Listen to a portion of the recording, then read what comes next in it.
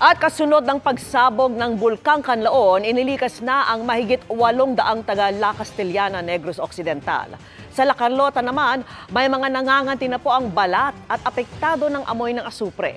Nakatutok live si Aileen Pedreso ng GMA Regional TV 1 Western Visayas. Aileen. Vicky, dahil sa pinsalang idinulot ng pagputok ng Bulkang Kanlaon, isinailalim na sa state of calamity ang Canlaon City sa Negros Oriental. Samantala sa Negros Occidental, hinihintay naman na magdeklara ng state of calamity ang bayan ng La Castellana. Mga bubong na puno ng abo at mga pananim na tila nangamatay. Ito ang nadatna ng GMA Regional TV 1 Western Visayas sa Barangay Araal, La Carlota City, Negros Occidental kanina.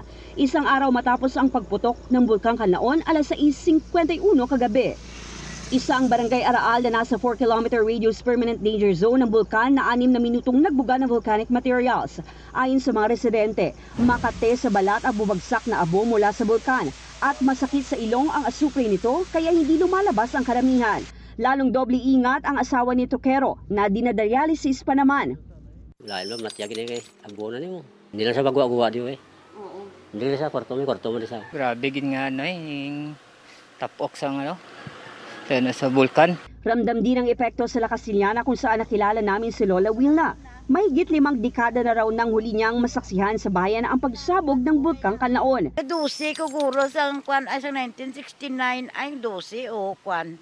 Dam truck bala nang dugin dam bala, amo gina sa nga bato bala. Sa gitna ng pagkabahala, panalangin umano ang nagsalba sa kanya. Nagakuskus sa ako nga bala nga santos bala nga beren. Kusog ang lupok. Kusog tuod ang lupok kay nga kalayo. Pagkakuan niya kalayo ya ang nag-igwa ya mo. Waay ko nag-speak naman niya. Kabilang siya sa mahigit 800 inilikas ng munisipyo. Mahigit 10,000 pamilyang nakatira naman malapit sa 4-kilometer radius permanent danger zone ang hinihimok na lumikas. May mga na-monitor din silang nagkakasakit dahil sa nalanghap na asupre. Pati ilang hayop nagkakasakit din. Kaya nirekomenda ng MDRRMC sa sangguniang bayan na magdeklara ng state of calamity para magamit ang 4.8 million peso na calamity fund. Siyempre, hindi lang magkampante, kay ti basi ba nagkulpihon nga talagtaal, kay ti like subong balang kagabi nga natabo, wala gid kami advice. Kami nag-convene kami with the DRM Council nga kami sa state of calamity. Tuloy raw ang paghahanda kahit mas kalmado ang bulkan ngayong araw kumpara kagabi. Base sa monitoring ng Canlaon Volcano Observatory ng PBOX, posibleng umabot sa Alert Level 3 ang bulkan. May posibilidad pero nakadepende gyapon sa data nga ihatag.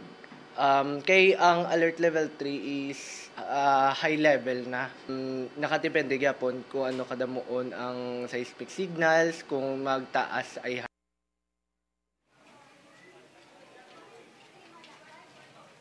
Vicky, pinapayuhan ng mga residente na umiwas muna sa paglabas at magsuot ng face mask. Narito na rin ang GMA Kapuso Foundation para magbigay o magpakain sa 30 mga individual na nasa evacuation center. At bukas, magpapatuloy pa ito, Vicky. Balik sa inyo dyan. Ingat kayong lahat at maraming salamat sa iyo, Aileen Pedreso ng GMA Regional TV 1 Western Visayas.